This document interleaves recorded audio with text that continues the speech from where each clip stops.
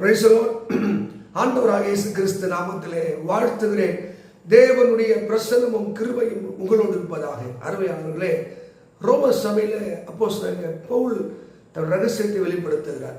ஆபிரகாமை பற்றி வெளிப்படுத்தும் போது அங்கே 4ஆம் அதிகாரம் 21ஆம் வசனம், ஆபிரகாம் அவன் விசுவாசத்திலே அவன் வல்லவனாக இருந்தான். தேவன் வாக்குத்தத்தம் பண்ணி நிறைவேற்ற அவன் வல்லவராக இருக்கிறார் என்று முழு நிச்சயமாய் நம்பி அவன் விசுவாசத்திலே வல்லவனாக மாறினான். இன்னைக்கு அநேக வல்லவர்கள் இந்த பூமியில் இருக்கிறார்கள், திறமைசாலிகள் பூமியில் இருக்கிறார்கள், அறிவாளிகள் பூமியில் இருக்கிறார்கள். ஆனால் அந்த விசுவாசத்திலே வல்லவர்களை தான் தேவன் தேடுகிறார். அந்த விசுவாசம் எப்போது வல்லமையானதாய் வெளிப்படுகிறதோ, இந்த பூமியிலே நாம் நினைத்ததை விட, வேண்டிக் கொண்டதை விட, ஆசைப்பட்டதை விட பல அற்புதங்களை பூமியிலே பெறலாம்.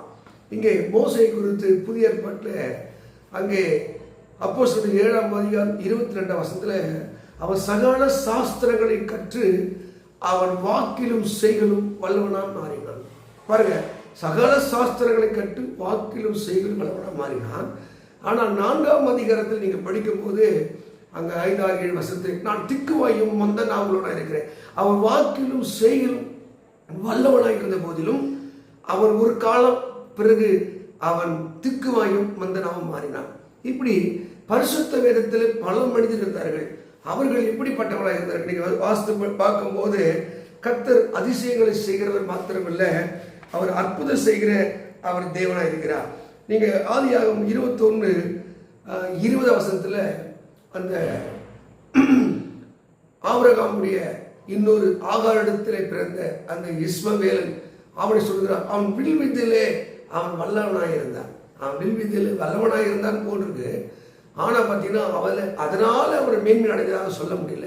நம்ம வாழ்வு என்னதான் திறமைகள் இருந்தாலும், அறிவுகள் இருந்தாலும், சரித்திலே மாம்ச புயங்கள் வீரங்கள் இருந்தாலும், விசுவாசத்திலே வல்லவனாக இருக்கும்போது தான் நம் வாழ்க்கையில ஜெயத்தை பெற முடியும். அதே ஆதியாகமம் 25:27 அந்த ஏசாவை பற்றி சொல்லும் போது அவன் வேட்டையாடுவதிலே வல்லவனாக இருந்தான். வேட்டையாடுவதில், ஆனால் அவனுக்கும் வேட்டையில கிடைக்கலங்க.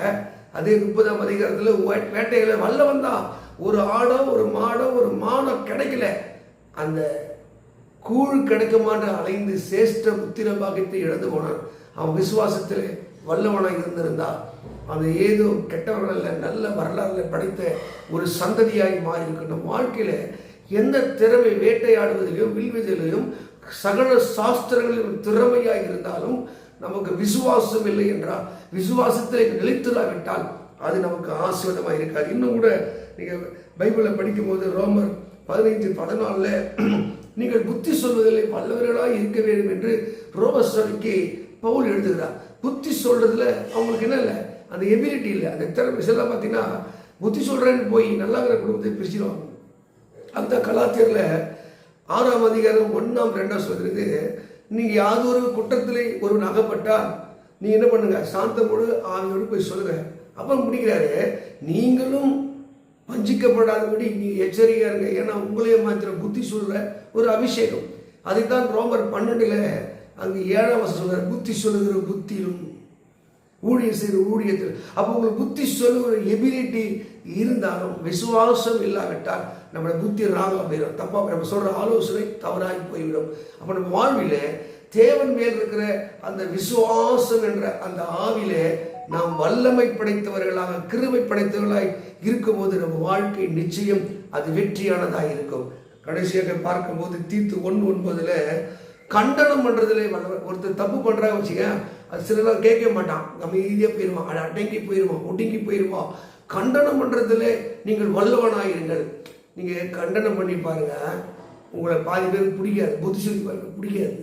ஆனால் ஒரு சிலர் அந்த எபிலிட்டி தப்புனா தப்புன்னு கேட்பாங்க. ஆனால் விசுவாச வீரர்களை எல்லாருக்குமே பிடிக்காது. நீங்க விசுவாச வீரர்களாக இருந்து பாருங்க, விசுவாசத்தினுடைய கனிய உடைகளை மாறுங்க. அதனால்தான் ஆபிரகாம் விசுவாசத்தின் அவன் தகப்பனாக மாறினான். என்னுடைய வாழ்க்கையில் அந்த உச்சபட்சமான அந்த ஆசியத்தை பெற வேண்டும் என்றால், ஒருவேளை வாக்கில செய்கிலும் வல்லவர்களாக இருக்கலாம், வில்வித்தில திறமையிலே வல்லவர்களாக இருக்கலாம், பேச்சு திறமையிலே வல்லவர்களாக இருக்கலாம். ஆனால் விசுவாசம் இல்லை என்றால் நம்முடைய முயற்சியும் பயிற்சியும் அது ஒன்றுமில்லாமல் போய்விடும். பைபிள் சொல்கிறது, விசுவாசித்தவனே பாக்கியவதி. அதுதான் லூக்கா 1:45 கர்த்தரால் சொல்லப்பட நிறைவேறுமா.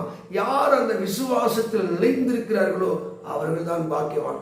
ஆபிரகாம் விசுவாசத்திலே வல்லவனாய் இருந்தார். 100 வயது ஆகிவிட்டது, 90 வயது ஆகிவிட்டது. அவன் சாராளையும் எண்ணவில்லை, தன்னை எண்ணவில்லை. அவன் விசுவாசத்திலே வலிமையானவனாக இருந்தான்.